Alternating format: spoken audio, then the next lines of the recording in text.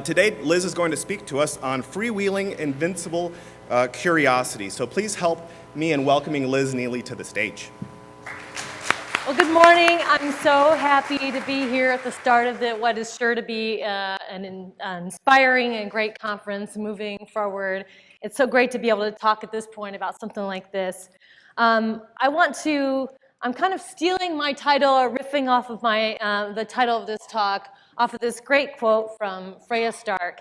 And Freya Stark, I'm going to be channeling her a few times during this talk. She was an explorer in the 20th century, one of the first Westerners to go into what they called Arabia at the time, and Iran, and she had this philosophy of life that was just about exploring, and she has so many great quotes. It's amazing. So curiosity is the one thing invincible in nature. And so she also has this other great quote about that risk is the aperitif to life. And isn't that wonderful? So really just kind of looking at, and when I was thinking about talking to you at the beginning of the conference, I really wanted to think about what it means for all of us to be here together. Because there are a lot of you, we're all doing really great things, but we're also really busy. So what does it mean that we are all here together now? We're all here with the space. And so I really want to talk about how we can, being here all together at this conference, all in this room, all together for the next few days, kind of think about ourselves and think about personally how curiosity and all these things that we can get outside of ourselves to kind of really make the most of, because we're also busy, we don't have time to really think about how ourselves and how we can do this together, and this is the place to start. And why curiosity? We have so many great qualities, and I think that curiosity is really the foundation of a lot of things that we're going to be talking about over the next 2 days. It's really a foundation of experimentation, of creativity, of learning, and it's the one thing that kind of makes those all invincible. And instead of just talking about it broadly, I think, again, I want to talk about how this really personally affects us. And in doing that, I want to talk about how a moment seized me a few years ago that really put me on a different path, and where I learned that we can really teach ourselves, no matter where we are right now, with our creativity, with our curiosity, because I know that we're all at everyone in this room is probably at a pretty advanced stage, but no matter where we are, we can still teach ourselves to kind of supercharge into new directions. Alex already did a great job of describing who I am. So I'm out of the museum field. And this moment that I want to talk about how things kind of changed in my life and how happened at MCN it has a very similar conference to this. It's the kind of analog in the museum world. We advance digital transformation in the cultural sector. So I was at a conference a few years ago in 2011, and that's where I really a moment kind of seized me, and I could change directions. And hopefully that will happen to you here in the next few days too. So just a little background, just kind of step back of what that is. Before this happened in 2011, I've always been a curious person, but I was a very goal-oriented person. I was kind of not known for being curious. I was known for being someone that got things done, which is not a bad thing to be known for. But I really was focused on goals. I went after things and was very focused. So I knew what I needed to accomplish, and I would focus and I would make sure that that got accomplished. And I was good at that. But what I was kind of missing in that is that when you already know what you're going to accomplish, you're kind of missing out on what is out there and you might not accomplish. So I had been working really hard on a project that launched right before the conference. It was a digital publishing project. And so I thought I would treat myself because, I usually went to sessions that directly related to my job or signed up for things that directly related. And instead of treating myself, because I'm a dork, so instead of treating myself by going shopping or taking a few days off, I signed up for a workshop that was not directly related to my job. I know, I'm like really a rebel. Really implied. So it was this Arduino, this is 2011, Arduino meet the Arduino meet and build session. So basically a maker session. And who would have known? And this is where I really encourage us all to be receptive of moments that might just like, whew, veer us in a completely different direction. 2 hours I spent in this session, you know, making a LED light kind of flash at my will.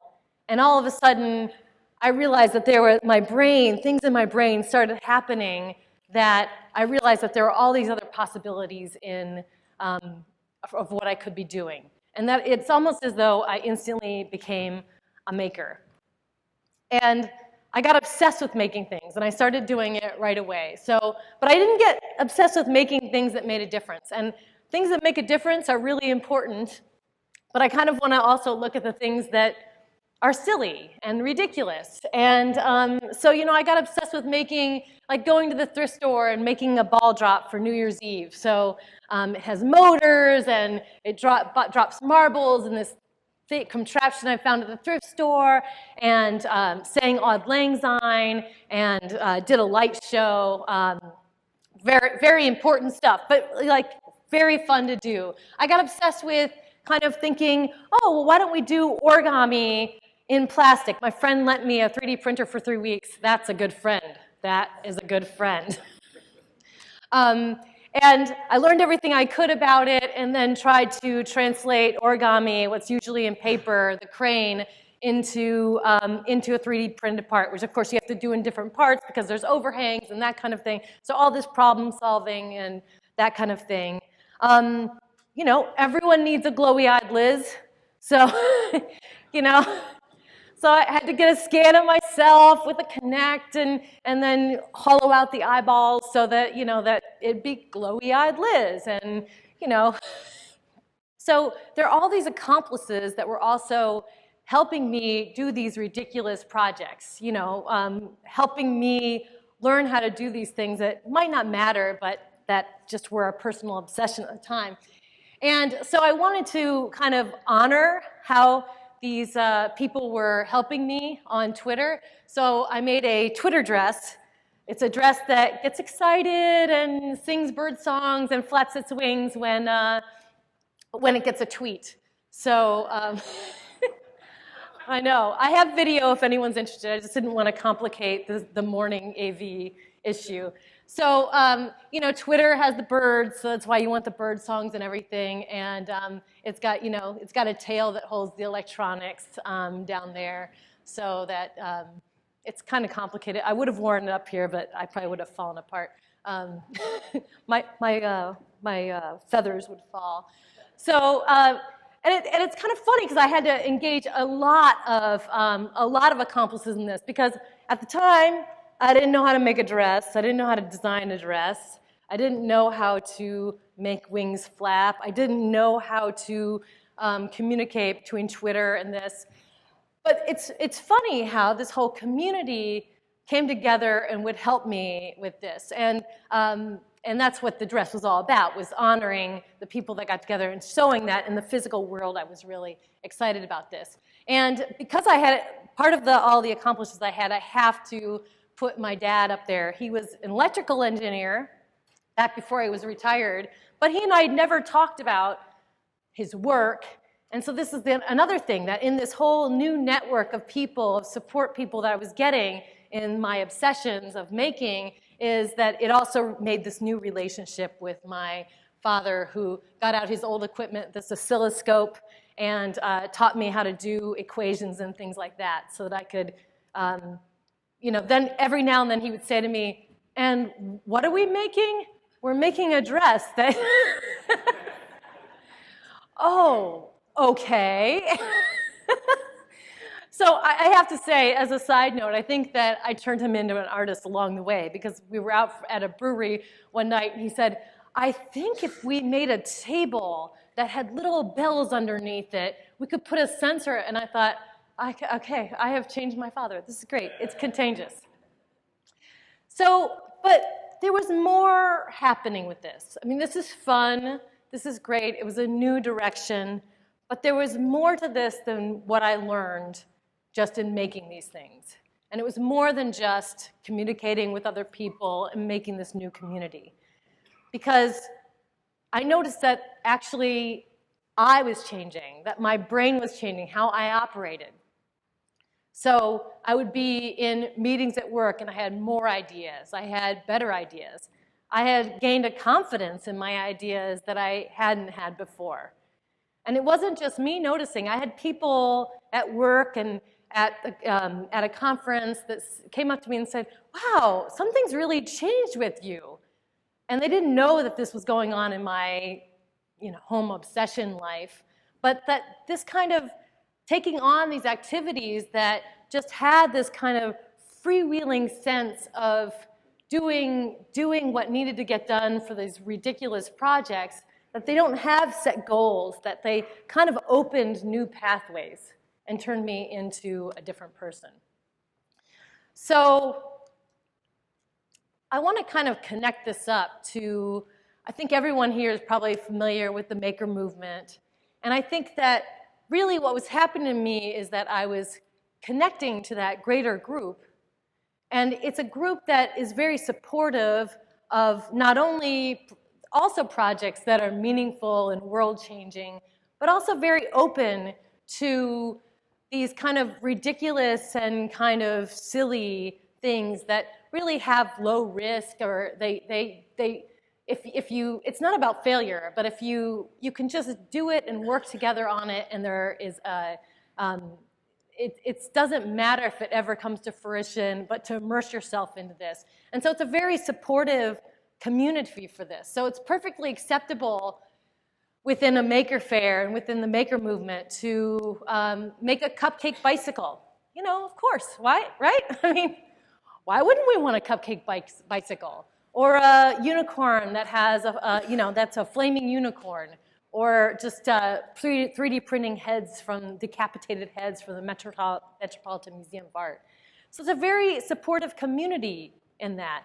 And I think that on top of that, because it is a community, I'm going to tie this a little to get together. And this is, again, trying to backtrack and analyze what was really going on and how these kind of, and there are a lot of things that the maker movement brings to us, but this is kind of an angle that I don't think that we know how to talk about as much, is how these kind of creative projects that are just curiosities in and of themselves are really still a significant part of this movement, and that they also lead to the kind of world-changing things like the 3D printed hand and that kind of thing. And I think if you we have Autodesk people here, and they have artists in residence that are exploring both kind of creative things, and then that also turns into meaningful world-changing things. That cross-section is just really important. And I think part of that is also kind of, I like to tie the maker movement a little bit with the design thinking kind of issues. That, I'm going to drop it again. Oh, there we go. And David Kelly, founder of IDEO, and Tom, his brother, they wrote a book on creative confidence. And that they kind of talk about is that creative confidence is that there's this false dichotomy between people that are creative and not creative. That instead, we can all learn to be more creative. And no matter how creative or how curious you are, you can always be more that way. And that by that, it's by taking small steps in that direction. Small creative steps that don't have a lot of risk associated with them. And that's what I kind of think how the maker movement in this way, with these projects, with the community, kind of pairs up with building a creative confidence. And with that is Massimo Bonzi is the creator of the Arduino, so of the open source microcontroller that was the part of the first moment that seized me, the class, workshop that I took. And he calls it open sourcing imagination. and that it's knowledge from the community encapsulates complexity into something everyone has access to build upon. And that is that community aspect of this, that we are all building on each other's knowledge, and that by that, I as a non-specialist, I as somebody that's not an electrical engineer, can go out there and build upon what someone else has built so that we have this new multidisciplinary approach to the world. And I think that that's what's really, it's really important from the maker movement, because if we're going to solve problems in the future, I think we need a lot of different viewpoints. And this is kind of how we can, with strangers and with everything, this kind of build-up of open source knowledge is how we can solve problems that we probably couldn't do in our own little silos. And so meanwhile, back at the museum, I was thinking, how could, this was kind of taking over how I thought about things, and how could this kind of change how I did, or how could we incorporate this into museum work? And again, I was the director of digital information access, and so my world was more centered on things that have screens, so apps, iPads in the galleries, which NMC's own Scott Sayre was our helper on that. So awesome projects, but definitely more in the screens. Kiosks for, so that people could dig into scholarly information in the galleries. This is one about Renoir revealing a discovery that our conservation department made, and so we could do a really quick gallery that showed what the changes were. And so most of it was all screen. And so I was really excited when my office started turning more into like a science lab, when it started turning into much more of a mad scientist lab, more like. And I realized that this picture might give somebody a heart attack if you're a neat freak. Yeah. Some of us live in chaos. It works for some of us.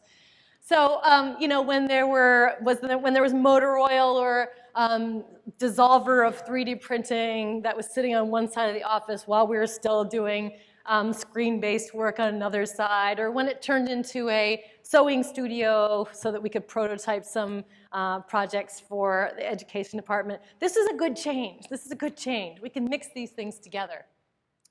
But how could we incorporate this more? Because I think that we all in our jobs, how do we fit in these more experimental techniques or a new kind of thing? Because it's not as though we're sitting around and don't have a lot to do anyway. But I also always think about, the Google 20% that they talk about, which I don't know if that actually happens. But how do we incorporate and try and experiment with bringing these things so that it can kind of spread this, so that we can spread these ideas and really make our curiosity contagious. Because I think that's what's really important, is that if we're really curious and we've found this new way of thinking, is that it can be really inspiring and it can be contagious. But how we have to get it in front of people. And so pop-ups were a really good way that I found of doing that within our museum. So, because just going around and saying, oh, hey, we should be doing a 3D printing project, it's harder to do that if you can't get it in front of people and start having everyone imagine what could be. Start inspiring the curiosity of other people. And so we did some 3D pop-ups, which means a friend of mine brought, the same friend that lent me his printer for 3 weeks. Good friends, yes, important. Brought in some printers, and we just did some scanning in the galleries, had the printers with some kids and some teachers come in, invited the education department, invited as many researchers and curators that would stop by. And it was really great because just having it there, talking about something is one thing, but to be able to have it in front of people, and especially something like a 3D printer, which is so it just really inspires the imagination in a lot of people. To have it there and engage the conversation of, how do you think that this would work in your practice? Or what does this mean within the museum? And what came out of that is, I just love these. These kids were so fascinated in this. And obviously, this is a while ago because it's an older printer. But to really just start the conversation and then continue the conversation. So I do everything in front of windows. I show, when I'm doing something, I pull people in. I'm like a traveling salesperson. I would walk to every meeting with a bag of 3D printed items, just to show my wares, no matter what the meeting was about. Because it's about inspiring a conversation in a non-threatening way to the institution. And what this eventually led to is that because so many people had questions, and they were questions that then we could take the dialogue further and think about, what could this mean for the museum? And put together an advisory board of people that were interested, especially within the education department, and we wrote a grant to the IMLS. I think the IMLS is presenting later at this conference about making, to further explore and put on programs and evaluate how 3D printing could be used in a museum. But what's really key about this is that we got the dialogue going through those pop-ups, and we inspired the curiosity amongst a larger array of staff. So that there were a lot of people that started having questions and then formulating the questions and then turning that into a grant, which we got. And we put on 6 public programs with 5 different audiences. And this one, I'll just show you a few pictures because they were all 6 different programs. And this one was a particularly proud moment for the museum. This was a 3D printed public program focused on, for accessibility, focused on blind and low-sighted visitors. This is blind and low-sighted visitors who would come to the museum for a tour so that they could hear about what the artworks were, even though they couldn't see them. That's dedication. And what we could do with this tour, because they were always coming to the museum, so what we could offer them now, is that the tour was about objects that were meant to be touched. And so we 3D printed them 1-to-1. This is a goat cup. So back in the day, this is a Greek 800, I believe, the year 800. And this was something that they would drink out of at parties. And so you would take this and you would drink out of it, and maybe people had been drinking something already.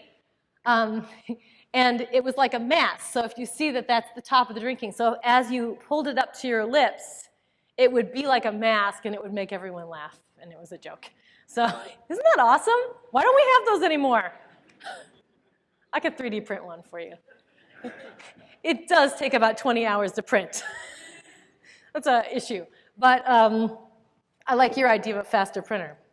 So this is something, so this way we also did whistles and did all things that were meant to be touched, meant to be used for this multisensory experience. And the feedback that we got, because like I said, we incorporated evaluation of this so that we could learn what was working, what is just a novelty, is that people's feedback from this tour is that they could actually, for the first time, see the artwork for themselves. And that was a pretty amazing kind of moment. It was a very emotional, when we did the interviews afterwards, it was a very emotional experience for everyone. Because here they're so dedicated, they're coming in even though they couldn't, they want to be in the presence of the art, and this gave a new venue so that they could decide for themselves what it looked like. So they'd still hear the facilitator talk about it, but they could then question it, decide for themselves what it looked like. So it was a really, and they're actually still doing this tour, and they've expanded these tours and used them with other people as well. One side note on this is that part of the experimenting, and I think this is part of what, when on doing all this, of keeping the questioning going, keeping the curiosity going, is that, well, did it bother them that this was in plastic? And we actually did a test where we had one of the objects was a brass bell, and someone cast that at the school in brass. And we kind of asked, does it bother you? And did someone observation? It didn't bother anyone that this was not the same weight, not the same material. In fact, what it seemed to do is actually elicit questions about the material of the real, of the actual non-replica. So that was a real question about what it is. But this is a great program. So part of the program also is the educator professional development, where the educators brought in a object from their everyday, and then they had to transform it using 3D software into something that was 3D printable. And this was just basically a knob that this fellow brought in, and he converted it into a design for what would be a drone. And he's got a little printout of it there. We had a tween program that had the tweens mash things up. So they could do this in both paper and clay, but also by using Tinkercad on computers to kind of take things off of Thingiverse, which would be something from the art collection and maybe from another art collection, and mashing them together to kind of think about the collection in that way. And this is another one of my favorites. There, as part of the teen workshop, is they were exploring objecthood. And this is just part of this longer program that they were doing. And this fellow, Deshaun Gaston, this artist who was a teen, was exploring 3D printing new art versus old art. And he started by making things in 3D printing. That's him right there. And then he manipulated it so that it was kind of had a goofy hat. But then that inspired him to actually look at old materials, and so then he started trying to carve the same thing in alabaster, and he said it was really hard. But that this was something that, again, as we were evaluating this and looking at, that this fellow and the people in the teen class were thinking about art critically and the art collection critically and differently, because they were making their own and then thinking about the materials in the museum and kind of back and forth. And there were all of these very deep discussions about, well, is 3D printing art? And if it isn't art, then how were things like photography and printmaking looked at back in the day that were also very technical processes? And just having these deeper level conversations with the teens in this class, which most of them were brought up by them, and just some of them hearty debates, because there are some people that really feel like, no, this isn't art, this is something I made in my computer, and other people that, of course, were thinking about it from a different way. So really looking at it from critical angles. So that was the museum 3D, but as far as in the maker realm, we also did some exploring about how design thinking could be used within the context of the museum. And there was a fashion and impressionism show at the Art Institute, and one of the things about fashion at the time of impressionism in the 1800s is that women were actually able to move around a lot more because there was high tech in their big dresses, with bones or with metal underneath instead of layers and layers of petticoats that were kind of hard to carry around. So it actually affected leisure time, how women could get around. So these teens were asked to kind of think in terms of prototyping. And again, this is like, how do you engage your curiosity and your creativity to not think about what headwear you want, but what will be the future? What could be the future? What would be high tech for you in 10 years, or for us in 10 years? So these are some of the great answers, is that really thinking in terms of artistic prototyping. This is a prototype for garden hardware. because, and her reasoning behind this, which I thought was beautiful, is that she thought in the future it might be really hard to get your hands on food. So why not grow it on your head? And she didn't actually have any electronics in this, but that's part of the whole point of prototyping, making something that, that kind of just shows what your idea is. And she had this idea for a whole irrigation system. She wanted to go out and get dirt and things from the Art Institute garden. That we discouraged. But this is beautiful. This one was great too, and we actually had programmers there to help them program things, but I have to say that it was a little beyond our programmers to get the code done in a 2-day workshop for reading people's minds. But,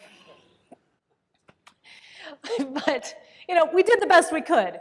But so this teen, actually, her prototype for future headwear was to be able to read people's minds so that she would know what people were thinking about her. I said, you might not want to know. But, oh, yeah, there we go. And so, again, getting this level of satisfaction for them to think about these things that no one really knows how to do, but then also design around that. So she actually programmed, you see, actually, there's a little Arduino on the top of her head, Arduino kit that she didn't even pull apart the kit parts. Genius, because it's so much easier that way. So she actually programmed it to light up and use one of the sensors that we did have access to, not the mind-reading sensor, but the temperature sensor. So it's just great to kind of see this in terms of art and the collection, but then seeing and really getting curiosity in the minds of all of us and just seeing what people come up with. But also in trying to incorporate these ideas and these ways of thinking into the museum were DIY research experiments is what I call them. And why DIY? Well, we have these kind of ideas of experimenting. We have these 3D, we had 3D printers from the Museum 3D. And we had a project this is Hinoki, Charles Ray Hinoki. There's a great Charles Ray show up at the Art Institute right now. But this is a big log that has been hand carved from out of Cyprus to look like a log that dropped on the West Coast. So Charles Ray it's a very complicated story. He finds a log, he wants to replicate it, they won't give him the log, so he has to actually do a hand carve of it, and little bit crazy, but long story short, we needed an exhibition copy of what we call here the twig. And the museum had ways of doing this. They didn't need a new way of doing it, but it looked like a good opportunity to kind of test, to kind of think, well, can we experiment on this? And one woman in the conservation department was really interested in testing. And I have to say, at the time of the start, some of the other people in the department were like, well, it kind of sounds like a waste of time because we already have a way of doing this. And we thought, well, we'll just do it on the side and see what we learn from it. We had no expectations of it actually changing the way that we did everything, but that's what testing's all about. So we collaborated with the School of the Art Institute, had them bring over a high-resolution scanner and scanned the twig, and then did all kinds of, did some prototyping on the MakerBot in my office so we could kind of get a sense for, is this looking like what we want it to look like? Is this close? Some of the prototyping did not go well. But isn't it pretty? Sometimes I come back to my office and say, oh, that's such a beautiful failure. Big spaghetti. But once we were happy with the prototype, then we went over to the School of the Art Institute, and it was great. Again, building this community, because they had an M-Core paper printer, which is a pretty special thing to have access to, because I can't afford a couple $100,000 printer. But when we got this right, they took it on and printed a full size of it, not in color, because that's not how we scanned it, and so that it was actually the full size of what we had in the That's actually that's one on the MakerBot. So we got one in paper and we got one on the MakerBot. And as it turns out, the exhibition copy was going to be carved by a master carver. He was either going to come to the Art Institute and do it, or he was going to do it in Japan. And in the end, we sent the 3D printed version to Japan as a study copy so that the master carver could go off of. So, and another just good outcome to that is that the whole time we were kind of the more skeptical in the conservation department. We'd still bring everything up there. Look at this. Look at my traveling salesman kind of part of just kind of bringing them along with the story and telling them where we'd been, what the failures were. And by the end, everyone was wanting tours of the School of the Art Institute lab and talking to them about, well, maybe we could have future collaborations. So just again, you know, just taking these things and experimenting and seeing what they are and getting more people curious about what the possibilities are. And then we can kind of send them off. So I guess I kind of want to change gears just a little bit. About a year ago, I left the Art Institute after 17 years. And you know, when I was making my decision to leave, and I went to, I'm giving away the quote.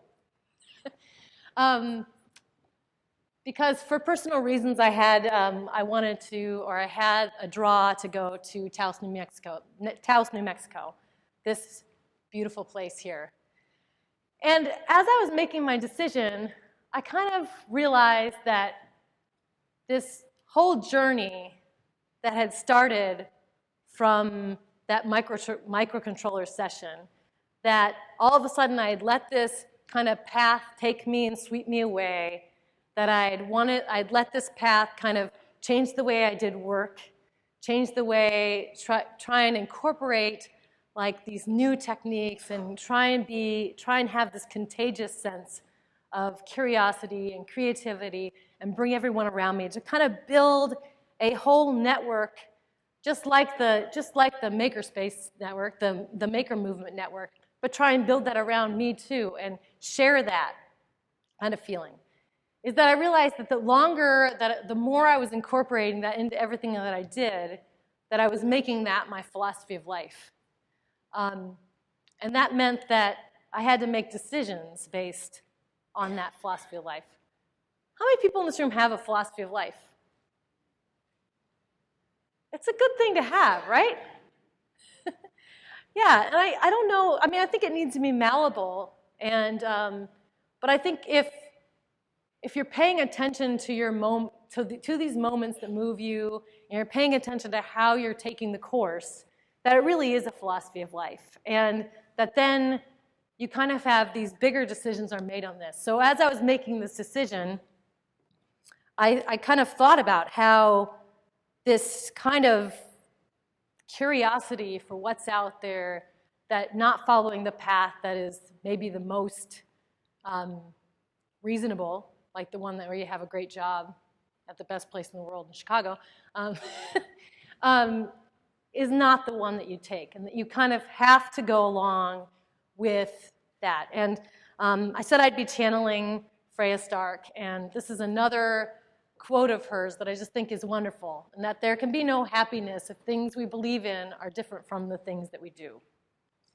And so being very aware of where my life paths were taking me as far as trying to incorporate curiosity and everything, and to be, you know, I use freewheeling as like without abandon, that we have to take on what's in front of us. We have to seize that moment or let it seize us. And you know, that's what will make us invincible. That's what it makes us contagiously work with other people and inspire other people, inspire yourselves. So, looks like I went to this one really quick. I'm a little trigger happy on this thing. So, I guess when I was thinking about this talk, I really thought about this for myself. I don't know if this speaks to you, but it spoke to me, and I really thought about how I need to know my philosophy of life when I make these decisions, and then live it. but still let moments move us. And hopefully we have moments that move us in the next 2 days at this conference. And then living by it, and living by something is different than living it. And if, at least for me, this will mean that we never have regrets, because it's always a process. We're always moving forward. And we have to live by ourselves, by what our philosophy is. And how can you regret it if you do that? So I certainly haven't regretted my decision. As you see, that was a beautiful picture of mountains. And things have really progressed at the Int House. We're actually at the start of opening Makerspace, and it's a whole different ballgame because it's rural, it's in the mountains. It's so to kind of be involved with a rural community that has different challenges than we had in Chicago, and some of the same challenges is really great. So I think I just want to bring it back to that kind of bigger picture. I think that we're all here for the next few days, and I really encourage like being open to, you're away from work, you're away from the day-to-day, encourage getting outside of yourself and kind of being receptive to if there are moments that move you. And that's going to be different for all of us, because some of us are already naturally like this, but just getting outside of yourself and without abandon, kind of doing something that you wouldn't expect from yourself. And whether that's going to a session that's not related to work, which is what I did, or talking to people outside of your friendship circles, because I know we have our own networks here already, but let's enlarge that network, get involved in a new network, and just really kind of do something to get outside of yourself. And I know that it's okay to get outside of yourself, because the closing, Bill is going to take you home. His closing keynote is going home. So you get to go home. So right now, this is about the kind of thinking about the Freya Stark, the explorers, of being an explorer, of kind of getting on that journey, not knowing where it's going, and seeing if that kind of affects how you can operate and takes home, that gives you something that moves you when you leave here. I think that's it.